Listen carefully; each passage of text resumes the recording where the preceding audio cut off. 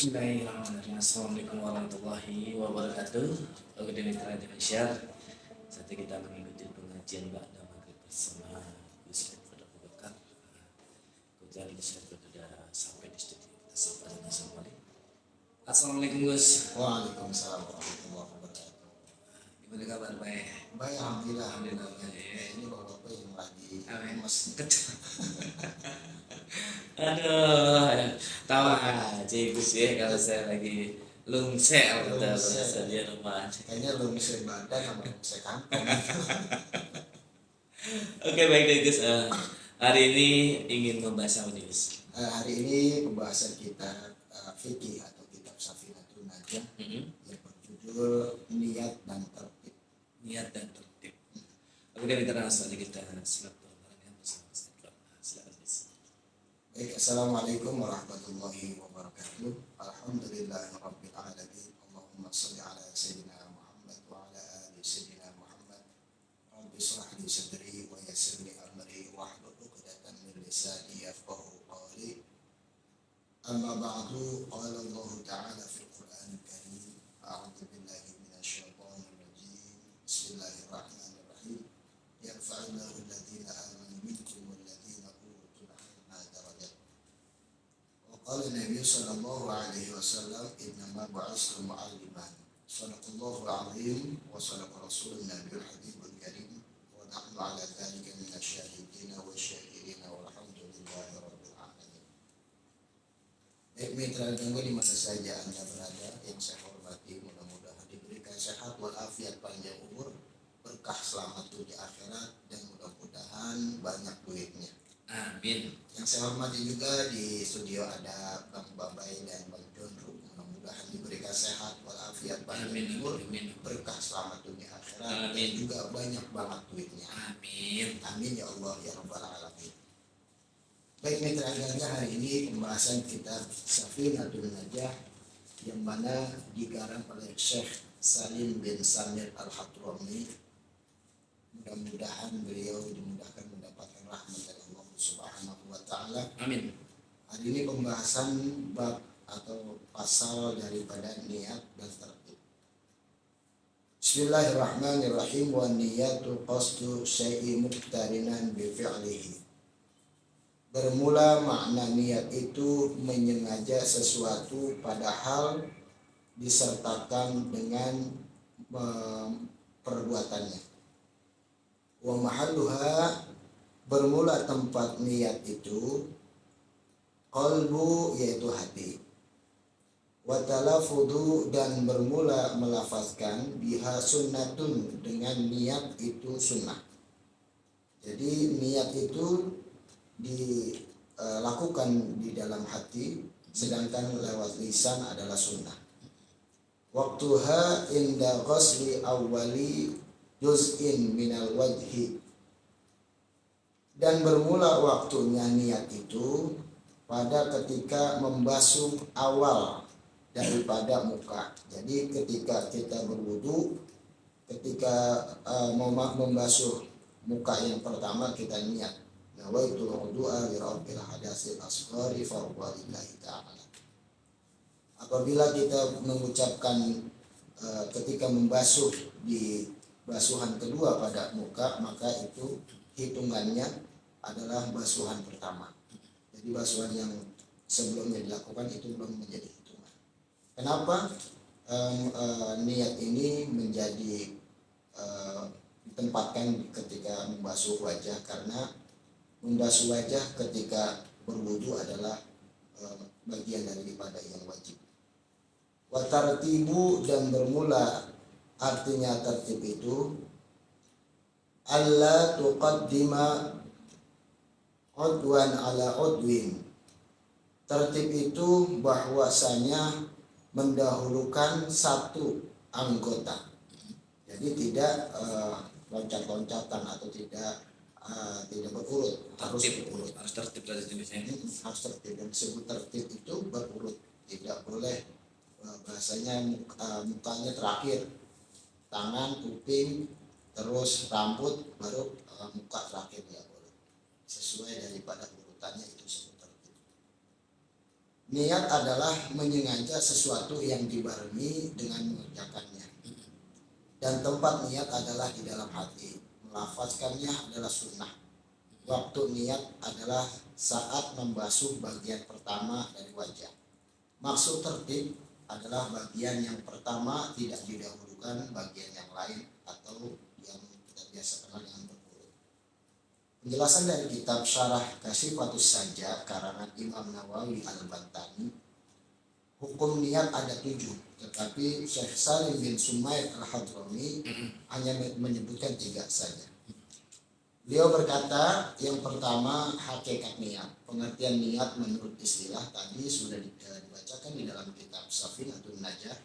Qasdu syai'an muqtarinan bi fi'lihi, menyengaja sesuatu bersamaan dengan melakukan sesuatu tersebut.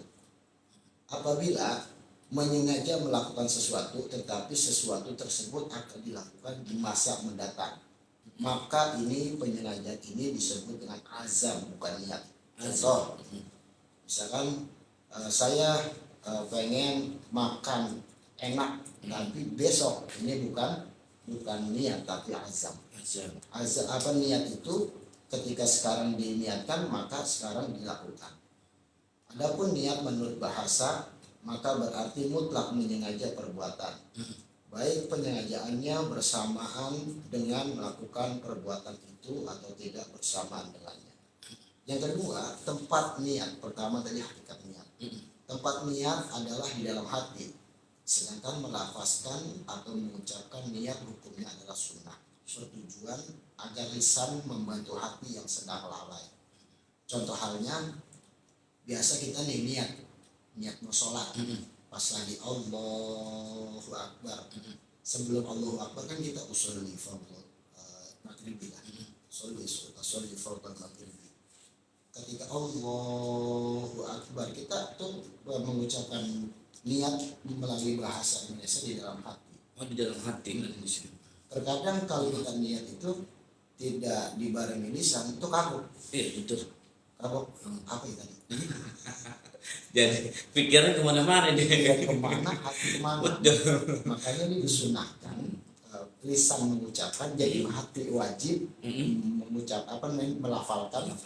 Tapi lisan ini disunahkan karena lisan ini membantu hati, takutnya hati kita lalai atau gampang goyang lah. Yang ketiga, waktu niat. Waktu niat melakukan niat dalam wudu adalah ketika membasuh pertama kali bagian dari wajah. Ketika mau membasuh wajah itu pertama kali kita langsung niat. Demikian ini adalah pernyataan dari ulama yang mengibaratkan waktu niat dalam wudu dengan mendahulukan kata pembasuh dan mengakhirkan pertama kali. Pernyataan ini adalah pernyataan yang disetujui oleh Syekh Sarqawi karena melihat sisi pemahaman bahwa yang wajib adalah menyertakan niat dengan melakukan perbuatan. Sebagian ulama mengibaratkan dengan sebaliknya, yaitu mendahulukan kata pertama kali dan mengakhirkan kata membasuh. Sehingga pernyataannya adalah ketika pertama kali membasuh bagian dari wajah. Jadi ada 2 versi. Iya, jadi basuh dulu baru niat, ada niat dulu baru basuh. Nah itu enaknya gimana Gus? Yang enaknya biasanya saya hampir rata guru-guru saya mengajarkan ketika membasuh muka, yang pertama tuh kita niat wudu. Nama itu wudu baru basuh. Berarti bukan setelah kita masuk kamar wudu ini keran kita niat, enggak. Berarti kita tadangin dulu ke tangan gitu ya. Bang Wawe benar juga ya. Banyak juga saya dah waktu itu pernah. Jadi baru nyuci tangan ya. Baru nyuci tangan itu udah niat. Itu enggak. Tapi kita sebenarnya meniatkan niat itu ketika membasuh wajah. Kenapa membasuh wajah? Karena membasuh wajah adalah bagian yang wajib, salah satu rukun wudu. Nah, tangan, hidung, kumur-kumur itu bukan bagian daripada wajib, tapi sunnah. Kayak wudu kan ada ke waktu kemarin ini saya bahas tuh ada beberapa bagian yang wajib, ada juga yang sunnah. Nah, kenapa dimasukkan niat ketika wajah? Karena wajah ini adalah bagian pertama yang wajib ketika wudu.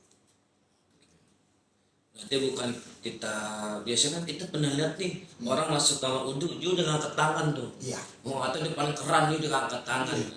Udah niat Udah aja. lihat gitu.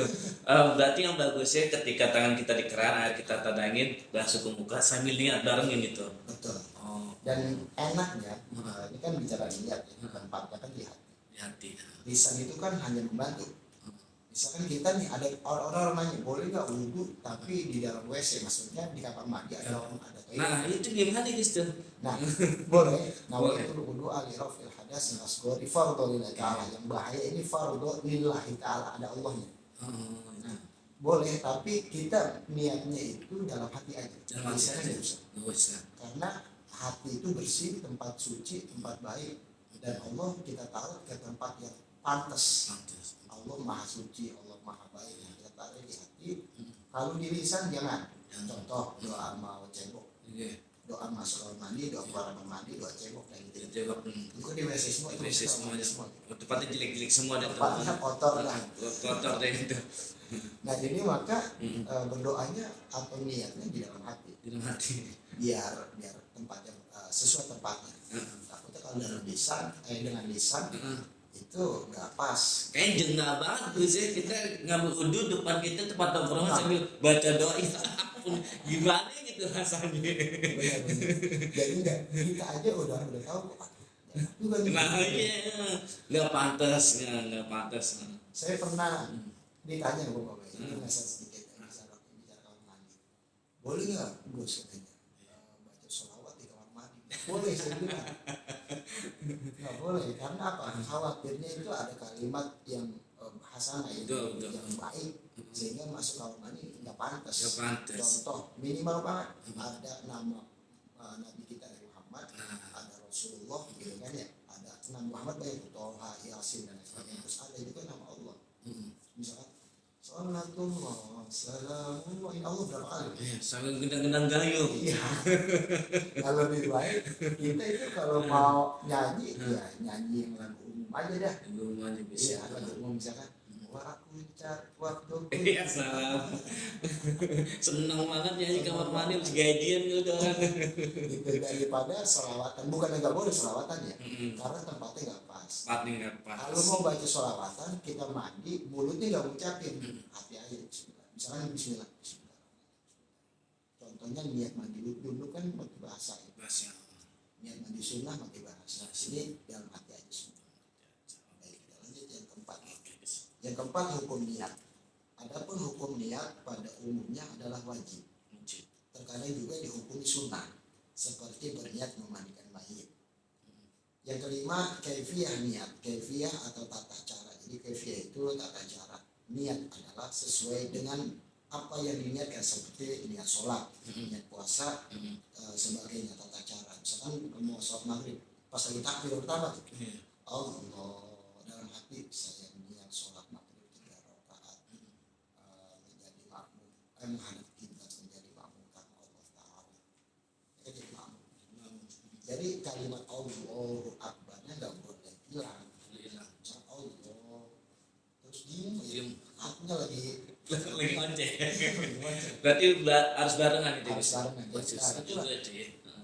awalnya saya Betul. harus bisa sih, Harus bisa. karena bahasa simpelnya gini ya, kalau bahasa anak biar lurus sama orang tua gimana gitu kan. Nah ini makhluk bagaimana biar lurus sama sang Khalik atau gimana, udah pelan-pelan lah, akhirnya pelan-pelan saya bisa Allahu Akbar gitu lisannya, tapi dalam hati saya niat sholat maghrib 3 rakaat menghadap kiblat menjadi makmum karena Allah Taala.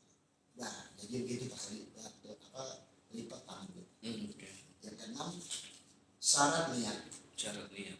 adalah bahwa orang yang berniat beragama Islam telah tamyiz, mengetahui apa yang diniatkan, tidak melakukan perkara yang merusak niat sekiranya ia melangsungkan terus niat di dalam hati secara hukum, tidak menggantungkan niat.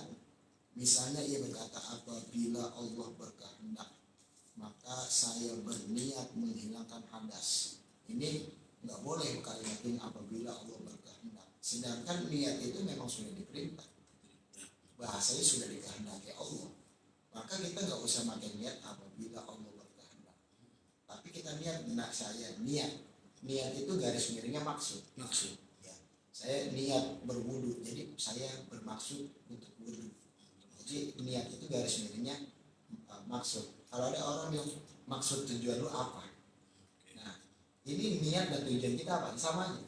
Jadi niat itu garis miringnya maksud. Ketika kita niat ada kalimat apabila Allah berkehendak, ini beda.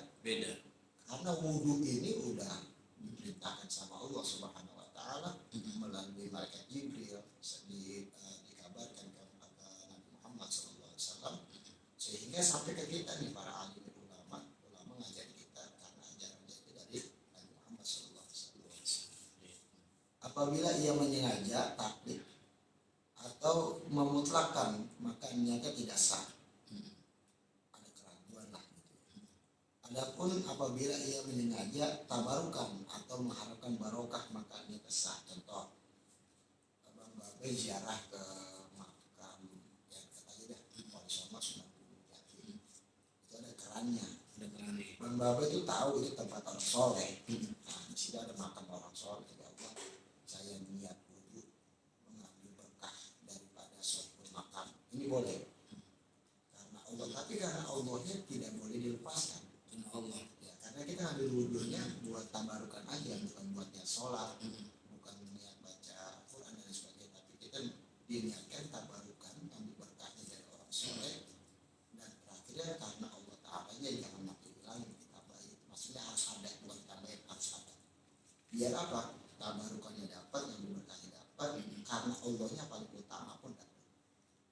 Yang ketujuh, yang terakhir, tujuan niat adalah untuk membedakan antara ibadah dan kebiasaan, seperti membedakan antara manakah yang namanya duduk di masjid karena niat i'tikaf dengan duduk di masjid karena beristirahat, atau membedakan tingkatan ibadah seperti niat melakukan mandi wajib atau mandi sunnah. Ini berbeda.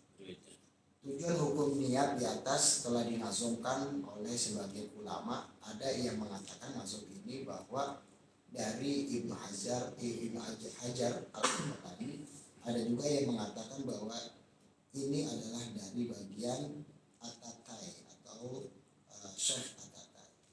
Nazam tersebut berpola Bahar Rojaz yang berbunyi Sab'u saraiti atat fi niyatin takfi liman hawalaha bila wasanin haqiqatun mahallun wa zaman kaifiyatun syaratun wa maksudun hasan. Jadi sama-sama tadi kita baca kitab Safinatun Najah menurut Syekh Salim bin Samir Al-Hadrami bahwa niat itu ada 3, tapi sedangkan menurut Syekh Imam Nawawi Al-Bantani ada 7. Jadi 2 ini kita sudah bahas, yang mana intinya niat itu yang paling kita ketahui adalah tempatnya atau diucapkannya di dalam hati, sedangkan lisan adalah hanya membantu. Tapi membantu ini jangan ditinggalkan, yaitu sunnah. Kecuali tadi di kamar mandi, lihat dulunya di kamar mandi, jangan seperti itu.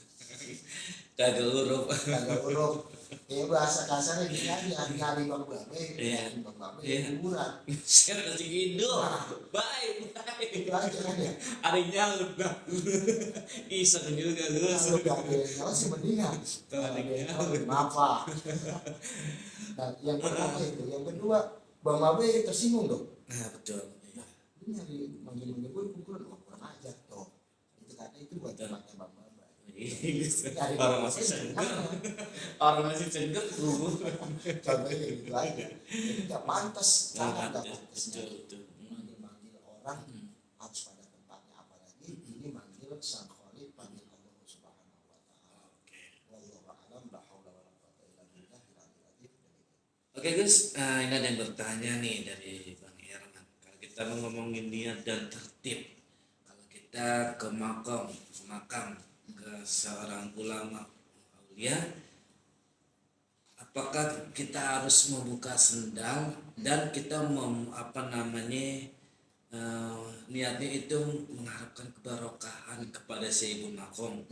Nah itu hukumnya gimana dan tertibnya gimana Gus kalau kita ke makom ke orang aulia ke wali Allah, silakan Gus. Adab ya. Adab. Yang jelas begini, adabnya sama kita main ke rumah orang, apalagi orang yang kita hargai. Dan orang yang kita hargai ini adalah ternyata orang yang mulia, dimuliakan orang banyak. Pasti kita minimal bukannya takut tapi menghormati.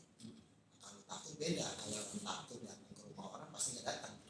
Nah ini tapi kita datang menghormati, itu segernya itu karena menghormati, bukan karena takut. Karena itu Aulia. ada aulia. Contoh Bang Babe, saya sangat menghormati Bang Babe, nggak boleh kalau Bang Babe, bahasa saya pribadi ya Bang Babe belum mengizinkan masuk, kita dulu. Itu. Nah, tetapi ini kan kita berziarah, masa iya nungguin masuk? Berarti ada adabnya juga. Ada adabnya. Bagaimana? Assalamualaikum warahmatullahi wabarakatuh, boleh. Akan tetapi guru saya mengajarkan aulia itu atau wali-wali atau kekasihnya Allah atau orang-orang yang soleh itu tidak mati, melainkan dia masih ada, tetapi dia berbeda dengan kita. Nah, maka salamnya apa? Assalamualaikum. Assalamualaikum warahmatullahi wabarakatuh. Kita bersalam kepada mereka dengan kalimat ka, bukan kum. Ka itu menunjukkan bahwasanya adanya beliau. Seperti kita ketika tahiyatul mubarakatus shalawatu thayyibatullah. Assalamualaikum ayuhan nabi warahmatullah. Kan begitu kalimatnya. Assalamualaikum ayuhan nabi warahmatullah. Itu Allah mengajarkan kepada kita ketika kita mengucapkan at-tahiyatul mubarakatus shalawatu thayyibatullah. Assalamualaikum. Ini kita bersalam atau bersolawat atau menyapa daripada baginda Nabi Muhammad itu ada di depan. Jadi contoh kita assalamualaikum ya aulia, ya aulia Allah, ada ya aulia illah ada. Terus tergantung kita mau maknanya bagaimana. Ini maka assalamualaikum menunjukkan mereka itu ada di depan kita. Akan tetapi kita nggak melihat. Gitu. Mereka ada, mereka selalu berzikir kepada Allah Subhanahu Wa Taala. Pertama salam. Yang kedua lepas sendal apa enggak? Ya pastinya. Minimal begini. Satu, kita menghormati sahibul makan atau yang dimuliakan di situ. Yang kedua, kita memuliakan orang yang menjaga. Pasti kalau kita pakai sendal semua gampang kotor. Cebrik keluar Bekas tanah merah. Tanah merah air. Udah tanah merah kena air, udah blokotan. Jadi kita hargai dua lah. Ya sahibul makam sama yang membantu atau bekerja di situ. Jadi itu kan bicara ada. Yang ketiga itu bagaimana ada kuburan-kuburan yang tapi tidak ada rumahnya. Kalau bahasa guru saya injek tapi jangan diniatin untuk untuk sembarangan. Injek aja memang dikasih jalan. Ada jalan khususnya biasanya ada ya. Misalkan kita tahu nih ada lubang terus tapi rumahnya nggak ada, maka ya kita tetap kolonun kalau kata orang Jawa misi lah, minggir dikit lah gitu. Jadi tetap etika kita lewat aja, tapi harus ada hati untuk permisi atau ada sopan santunnya. Habis sudah itu sampai di depan makam, maka salam lagi. Salamnya itu biasa kita baca tuh, salamullah ya sadda minar rahman tuh di Google juga ada tuh, ketik aja salamullah ya sadda minar rahman ya saku. Nah ini udah kelar baru kita duduk baru tawasul yang pertama. Tawasul yang pertama itu boleh pakai assalamualaikum dulu. Kalau guru saya mengajarkan istighfar dulu. Biar apa? Kita kan banyak dosa karena kita pengen berdoa di situ, mintanya sama Allah. Mintanya sama Allah karena di situ ada makam orang soleh. Kita percaya duduk dengan orang soleh atau ada di antara orang soleh doa kita dijawab. Begitu tabarkan gitu. Percaya doa ini dijawab karena dia orang soleh, bukan minta sama kuburan. Contoh, Mbak, saya lagi punya utang Saya bawa ayam hitam mama. Iya, ayam itu potong di sini apa di mana? Goreng garing dong disautin. Jangan. Ini yang disebut musyrik. Musrik. Karena apa? Dia menuhankan. Mm-mm. Tapi kalau kita Mm-mm. menuhankan Allah, kita mintai sama Allah, tapi kita percaya di situ ada orang soleh, insya Allah doa kita dijawab. Dekat orang soleh, doa kita dijawab. Nah, habis itu kita Fatihah, kita buat Fatihah buat Nabi Muhammad SAW, para keluarganya, para khulafaur rasyidin dan lain sebagainya. Dan Fatihah yang pertama, yang kedua Fatihah Sahibul Makkah. Misalkan yang dekat aja lah, Sunan Gunung Jati, Syarif Hidayatullah, bi barakatihi wa asarihi wa anwarihi bitambananya. Lebih enak sih gini, ada ustaz, ada guru, tanya nah. Maksudnya kalau saya saranin ke Google, ntar apa-apa ke Google. Jangan. Jangan, karena itu susahkan jawab sama Pak. Betul. Kalau dia nanya sama ustaz, sama kiai di dekat dia, enak, besok Enak. bingung, gampang nanya lagi, Jadi nggak keder. jadi nggak peder. Habis itu kita yang selanjutnya ingat garis bawah yang paling inti itu mintanya sama Allah, dan kita percaya kita berdoa di samping atau di antara orang soleh, doa kita dijawab, sehingga kita pun mendapatkan keberkahan dari aulia itu, dari wali itu, karena kita menghargai dia orang soleh. Orang wali itu pun mendoakan kita karena kita sudah datang mendoakan dia. Oke Gus, ini ada pertanyaan lagi dari Kak Asep nih katanya. Gus, niat dan kelakuan kadang ini tidak sejalan. Nah, ini gimana Gus hukumnya? Banyak banget kayak di kalangan kita. Benar, niat dan proses. Nggak ada proses. Niat dan proses tidak sinkron. Nggak sinkron. Niat dan proses tidak sinkron. Jadi kalau niat tidak sinkron dengan proses, ya itu berarti kurang niat. Biasanya niatnya nggak yakin gitu kan. Nggak yakin. Nah, makanya kan kalau Islam mengajarkan niatnya itu dari hati. Niat dari hati. Lisan hanya membantu. Kan Membantu. gitu, contoh dalam hati saya begini loh. Saya ntar ada suatu saat pengen baca salawat, kan gitu tuh ya. Tapi enaknya itu ketika mulut kita mengucapkan, merem boleh, kan kita lagi pengen apa ya, hati dan mulut biar sinkron gitu. Terus atau melek pun nggak apa-apa, tapi yang paling pasti hati ini harus sinkron dengan lisan, sehingga perbuatan nanti akan menjadi sinkron juga. Karena apa? Hati udah tergerak, pasti dia ada remnya. Kalau orang yang biasa niat lewat hati, kayak ada orang lain yang bisikin. Padahal itu mah berarti niat kita, insya Allah antara malaikat ataupun yang baik-baik untuk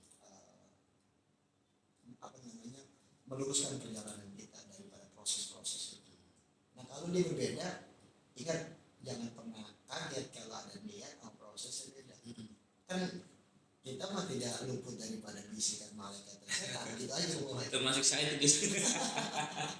Sama saya juga, kadang-kadang begini nih, mau ngaji, ini mau niatnya bagus kan, mau ngaji, Bagus, pakai sarung, ke minyak wangi, ke peci. ya kan, wah ganteng banget. Kayak genteng.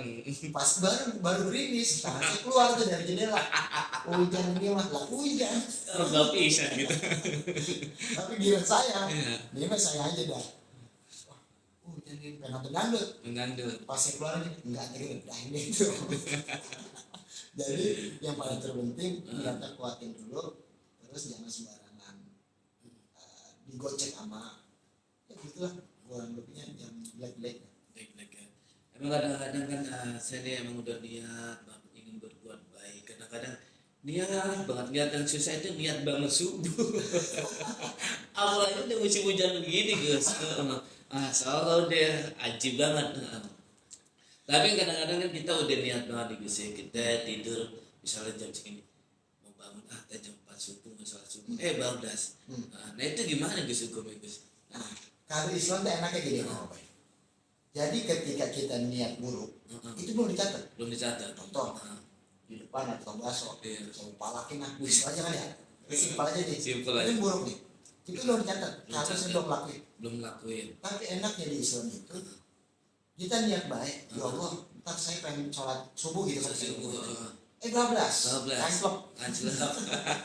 Nah ini udah di apa dicatat walaupun belum melakuin. Jadi apa? Yang pertama pahala niat, Yang kedua, misalkan kita ngelakuin pahala ngerjain. Enak Islam begitu. Makanya enaknya gitu. Kalau guru saya, enak ya baru niat aja dicatat. Enak guru, gitu kan ya. Tapi enakan mana? Dapat 100 juta atau 200 juta, 200 juta saya bilang. Makanya katanya ada niat, maka ada kelakuan. Maksudnya ada niat, ada proses.